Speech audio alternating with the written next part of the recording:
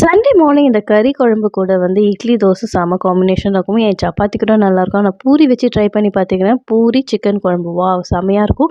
இதோட காம்பினேஷன் என் பையன் தான் சொல்லிக் குடுத்தான். ரொம்ப டிஃப்ரெண்ட்டா வந்து டேஸ்ட்டாவும் இருந்தது.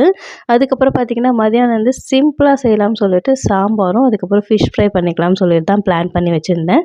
நீங்க வந்து ஃபிஷ் ஃப்ரை வந்து அந்த மசாலா, இந்த மசாலாலாம் போட்டு ட்ரை பண்ணத விட நார்மலா உப்பு, மிளகாத்தூள், அதுக்கப்புறம் லெமன் ஜூஸு, அதுக்கப்புறம் பார்த்தீங்கன்னா, கொஞ்சம் கார்ன்ஃப்ளவர் போட்டு நல்லா மேக்னேட் பண்ணிட்டு கொஞ்சம் ஃப்ரீசர்ல வச்சுருங்க.